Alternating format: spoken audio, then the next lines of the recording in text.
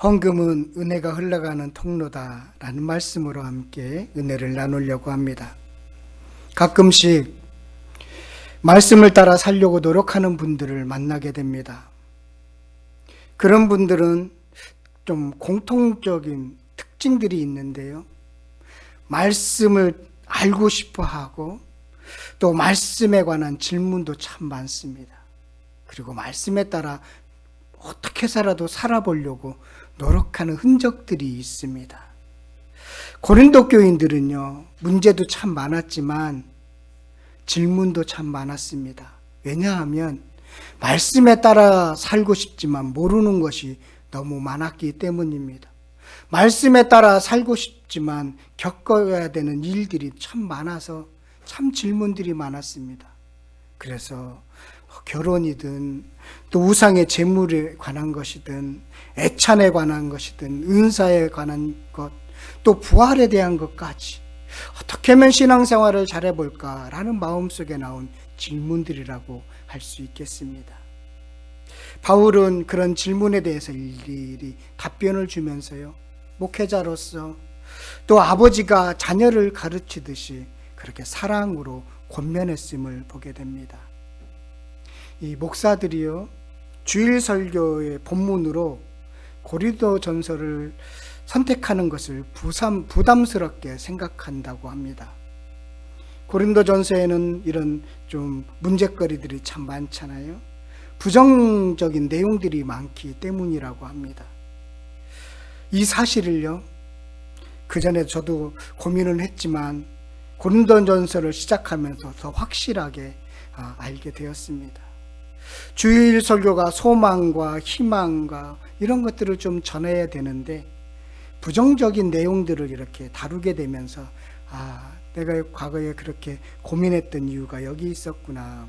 로마서나 다른 말씀들을 전하면서 지금까지 왔는데 고린도전서를 전해야지 하면서 지금까지 미루었었던 이유이기도 합니다. 그러나 말씀 안으로 조금 더 들어가 보니까요, 이 고린도전서는 참 은혜의 말씀들이 많다라는 것을 이번에 새삼스럽게 발견하게 되었습니다. 여러분, 지금까지 어떤 내용이 기억나십니까? 한 20회 정도 이렇게 제가 복음을 고린도전서를 함께 나누었는데 어떤 내용이 많이 기억나세요? 저는 타인을 위한 절제, 이 말씀이 좀 기억이 나고요. 사랑은 은사를 빛나게 한다 라는 말씀이 전하면서도 저에게 적용하고 해서 말씀이 많이 생각이 납니다. 성도 여러분, 말씀이 마음에 들어오면요, 그 말씀을 꽉 붙드시기를 바라겠습니다. 그리고 그 말씀에 따라 살아보십시오. 말씀에 능력이 있습니다. 그렇게 그 말씀이 나를 바꾸고요, 내 생각을 바꾸고요, 내 가치관을 바꾸고요, 나의 마음 전체를 이렇게 싹 바꾸는 것을 경험하게 되는 것입니다. 그러다 보면 나의 처지와 환경을 넘어 계시는 주님을 보게 됩니다. 비로소 주님을 보게 돼요. 그러면 무엇이 생기느냐 하면 이기는 힘과 능력이 거기서 나오는 것입니다. 주님을 보면 거기서 나오는 거예요. 그 출발점은 뭐라고요? 말씀이 들어온 것입니다. 말씀이 들린 것입니다. 그 말씀을 붙들고 살아보려고 하니까, 그러니까 환경 너머에 주님이 보이시고, 주님이 보이니까 주님이 저에게 능력을 주시는 거거든요. 그것을 고린도전서를 나누면서, 어떤 말씀을 나누면서 들릴 때마다 그 은혜가 있기를 간절히 바라겠습니다. 저도 사실은 매주 최선을 다해서 말씀을 준비하는 이유, 묵상하는 이유가 여기에 있습니다. 저도 은혜 받아야 되거든요. 그리고 여러분들도 은혜 받아야 되기 때문에 그 말씀 붙잡고 한 주간 고민하고 묵상하면서 이 자리에 나옵니다. 오늘 본문으로 가보면요, 16장의 분위기를 살펴볼 수가 있는데, 이 16장의 분위기는 지금까지 12장에서부터 15장까지와 이 분위기는 전혀 다릅니다. 책망과 권면을 하다가 갑자기 연보를 부탁하는 내용이 등장합니다. 너무나 다른 분위기여서 좀 당황스러울 정도입니다. 그런데 가만히 묵상해 보니까요, 이것이 은혜더라고요. 바울이 15장까지 어떤 마음으로 권면했는가를, 어떤 마음으로 책망했는가가 보였기 때문입니다. 만약에 바울이 고린도 교회인들에 대해서 미움의 감정이 있었다면 이런 연보의 이야기를 꺼내지 못했을 것입니다. 고린도 교인들이 믿고 싫었다면 연보를 부탁했지 못했을 것입니다. 돈 이야기를 꺼내지 못했다라는 거예요. 바울은 11장부터 15장까지 권면하면서 책망하면서 사랑을 잃지 않았구나 라는 것이 보였습니다. 오늘은 자연스럽게 헌금 설교를 하게 됩니다. 그런데 오늘 헌금 설교를 이렇게 함께 나누면서 우리는 헌금에 대해서 많은 오해가 있고 또 부담도 있다. 그것은 헌금에 대한 정확한 이해를 하지 못한 까닭이다 라는 생각이 듭니다. 헌금 설교를 저는 자주 하지는 않았습니다. 지금 교회를 개척해서 10년 동안 한 10번 미만 정도 했던 것으로 기억이 됩니다. 남양주 성실교회 성도들이 너무나 헌금 생활을 잘 한 까닭이기도 합니다. 또 혹시 오해를 불러일으킬 수 있는 저 목사는 돈만 이야기해 라는 오해를 불러일으킬 수 있는 생각이 들어서이기도 합니다. 그러나 헌금 생활은 자연스럽게 나오는 신앙생활입니다. 신앙의 행동입니다. 우리가 하나님으로부터 사랑을 받았다는 것은 나눔과 베품과 섬김으로 표현되는 신앙의 원리에 따른 그런 신앙적인 행동이다라는 것입니다. 헌금이 그렇다는 거예요. 그래서 오늘 말씀을 찬찬히 살펴보면서 여러분들이 갖고 있었던 헌금에 대한 어떤 부담감, 그런 오해, 이런 것들이 풀리는 그런 은혜가 되었으면 참 좋겠습니다. 한국교회 헌금, 연보에 대한 것은 아주 좋은 전통을 갖고 있습니다. 한국교회는 언제부터 연보를 했을까요? 1884년 소래교회가 처음 연보를 시작했습니다. 그러니까 교회가 세워지면서 그렇게 연보를 시작했던 것입니다. 확실한 자료는 1901년 9월 21일 날 정동 예배당에서 제1회 조선 예수교 장로회 공의회가 있었습니다. 그때 연보를 결의합니다. 죄중원을 돕기 위해서 연보하기로 결의를 합니다. 이렇게 시작이 되었어요. 그리고 1907년에 9월 17일 날 평양 장대영 교회가 선교사 사례와 용도를 위한 연보를 합니다. 제주도에 선교사를 파송했는데 그 선교사를 돕기 위해서입니다. 한국교회 연보는 이렇게 좋은 은혜가 흘러가는 통로로 시작되었다라는 것을 볼 수가 있습니다. 성경에서, 신약 성경에서 최초의 연보는 어느 교회가 했을까요? 안디옥 교회가 했습니다. 안디옥 교회가 예루살렘 교회가 어렵다는 소식을 듣고 그 개척한 지 별로 안 된 교회가 예루살렘 교회를 돕기 위해서 연보를 시작했습니다. 바울은 또 어려움을 겪고 있는 이 예루살렘 교회를 위해서 늘 마음이 쓰였습니다. 그래서 가는 교회를 세우는 그 교회들마다 예루살렘 교회를 위해서 연보를 부탁하게 됩니다. 예루살렘 교회가 왜 이렇게 힘들게 되었느냐면 그 당시 아주 극심한 흉년을 맞이하게 되었습니다. 그래서 예루살렘 교회는 그 예수를 믿는다는 이유로 정상적인 활동을 할 수 없게 되었고요. 그래서 사도행전을 보면 자신의 재산을 팔아서 쓸 수밖에 없는 그런 환경이 되었던 것이죠. 어려움에 있었습니다. 그래서 그들을 구제하기 위해서 연보, 구제헌금을 부탁하는 것입니다.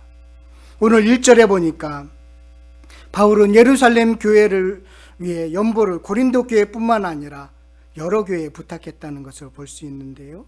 갈라디아 교회에도 부탁했던 것으로 보입니다.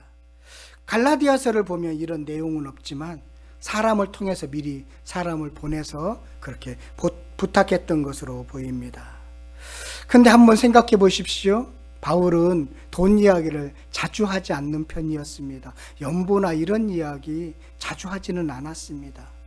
자기도 사역을 하면서 스스로 자비량으로 사역을 할 정도였습니다. 교회에 피해를 주지 않기 위해서, 그러니까 피해보다는 부담을 주지 않기 위해서 스스로 그 직업을 가져서 그 사역비를 충당하는, 그것 때문에 오해도 받기를 하기도 했는데, 아무튼 루디아와 같은 후원은 있기는 했지만 스스로 충당하려고 했는데, 오늘 보니까 연보를 명하고 있다라는 거예요.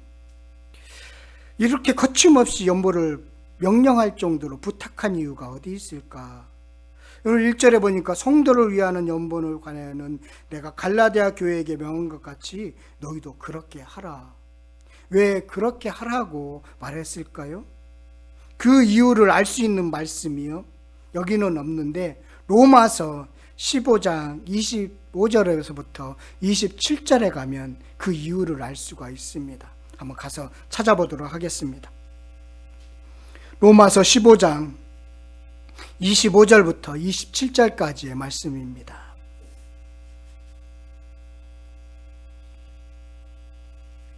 로마서 15장 25절부터 27절 찾으셨어요? 자, 교독하도록 하겠습니다. 그러나 이제는 내가 성도를 위하여 섬기는 일로 예루살렘에 가노니,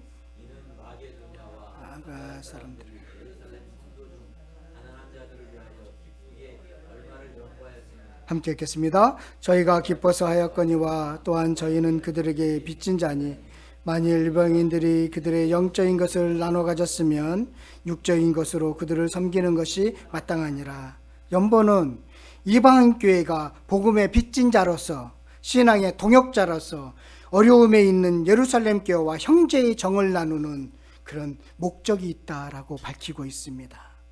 아까 말씀드린 것처럼 예루살렘 교회는 참 힘들었습니다.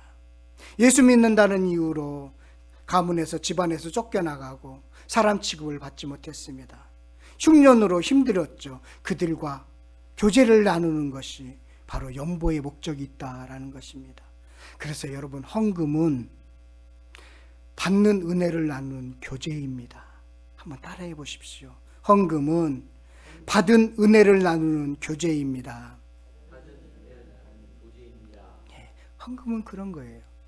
연보는 빚을 갚는 것입니다. 영적인 것을 나눠받은 생명을 나누는 것입니다. 육적인 빚을, 영적인 빚을 육적인 것으로 채워주는 것입니다. 그래서 연보는 서로의 부족을 채워주는 교제가 담겨 있습니다. 헌금은 그런 의미와 목적이 담겨 있다라는 거예요. 그래서 바울이 헌금을 강조한 이유는 교제에 있기 때문입니다.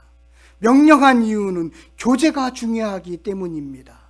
이방인 교회 성도와 예루살렘 교회의 성도 간의 교제가 너무나 중요하기 때문에 그렇게 연보하라고 명령하고 있는 것입니다. 왜냐하면요, 이 담겨져 있는 이면도 있습니다. 유대인이 이방인과 식사를 하지 않았어요. 예루살렘 교회인들은 다 유대인이잖아요. 지금 이 고린도 교회나 갈라디아 교회나 다 거기는 이방인들이 많습니다.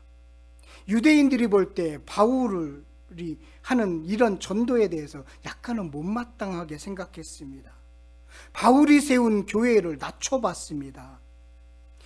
만약에 성도들의 교제라고 생각해서 지금 연보를 모았는데 예루살렘 교회가 아무리 힘들어도 우리는 당신들이 보내오는 연보를 받지 않겠다, 교제하고 싶지 않다라고 하면 지금까지 바울이 고생고생해서 세운 모든 그리스도의 교회가 무너지게 되는 것입니다.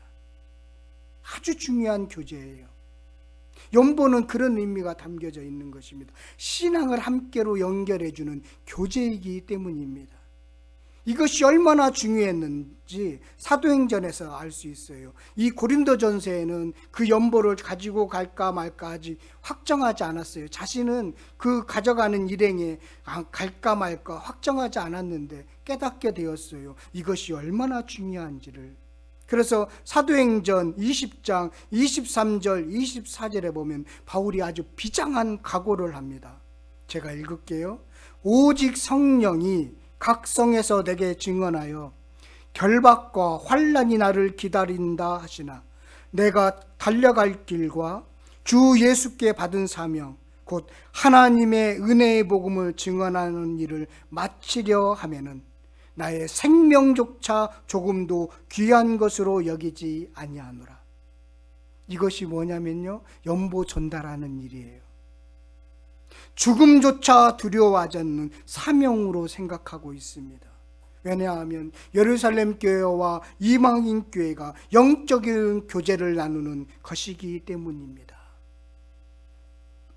헌금은 영적인 은혜를 받은 이들이 육적인 것으로 나누는 교제입니다. 여러분, 헌금 중 많은 금액이 목회자의 사례비로 사용되고 있습니다. 이 원리에 따른 것입니다. 영적인 것을 받았으면 육적인 것으로 채워주는 이 원리, 교제의 원리가 담겨져 있는 것입니다. 사사기는 이 원리를 제대로 보여주지 못했습니다. 이 원리가 깨진 현실을 보여주었습니다. 그래서 사사기에는 레위인들의 타락을 보여주고 있는데, 이 원리가 깨진, 그리고 레위인들이 타락하게 된 동기가 어디 있는지를 보여주고 있는 것입니다. 헌금은 여러 의미가 있는데, 저는 고린도전서에서 배울 수 있는 것은 헌금은 교제의 의미가 있다. 은혜를 나누는 교제에 달려 있다라는 것입니다. 헌금은 그런 뜻이 담겨져 있습니다. 그리고요, 헌금은요, 정성을 모아서 드리는 것입니다. 우리 2절 말씀 함께 읽도록 하겠습니다. 2절 말씀입니다. 시작.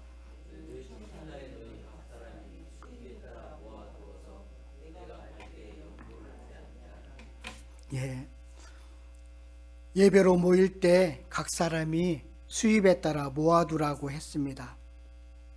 정성스럽게 모아서 드리는 것이 헌금입니다. 옛날 어른들은 주일헌금이나 모든 헌금을 드릴 때요, 그 당시에는 막 돈이 막 그렇게 지저분했잖아요. 그래서 다리미로 이렇게 펴서 깨끗하게 담아서 그렇게 헌금한 것을 보게 됩니다.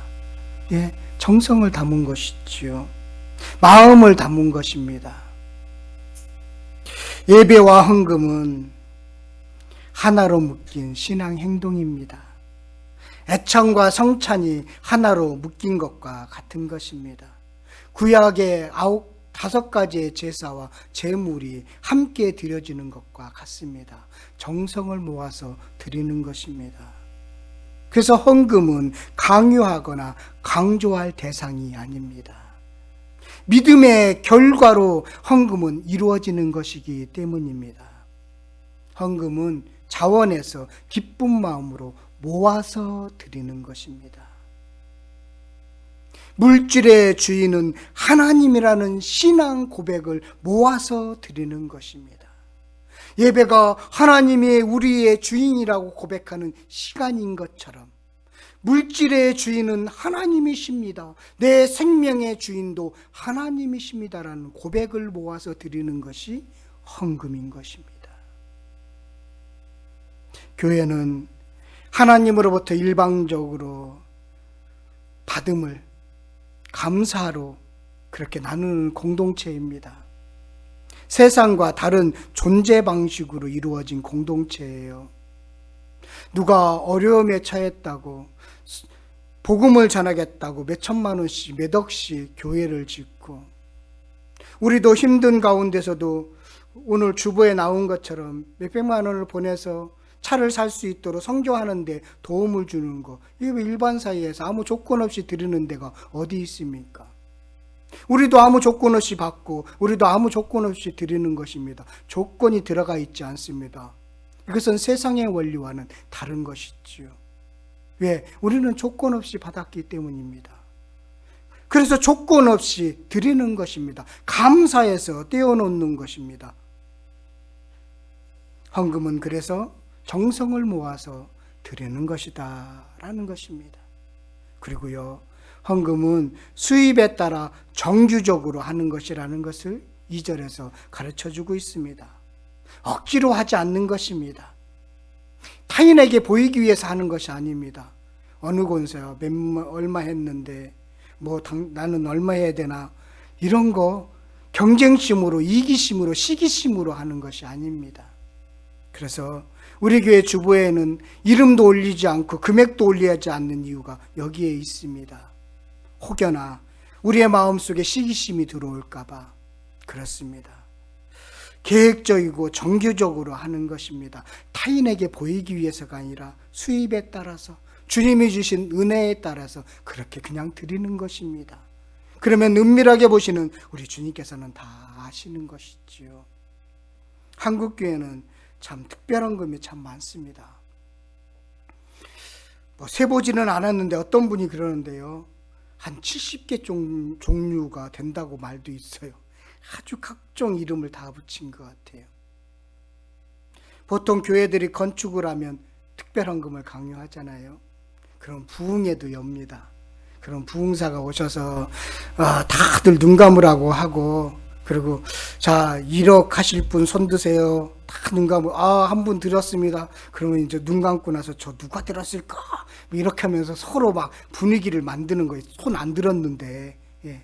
그렇게 하면서 막 건축 헌금을 내게 하도록 하는 그런 과거에 그런 일들이 있었습니다. 그와 같은 행위를 하지 말라는 거예요. 그런 행동은 헌금 행위를 망가뜨린다는 것입니다. 정성을 모아서 수입에 따라서 정기적으로 하는 것이 헌금이다라는 것입니다. 그게 연보라는 것이에요. 그래서 2절에 보면 매주 첫 주에 그들은 예배를 드렸습니다. 주일날 예배를 드렸습니다.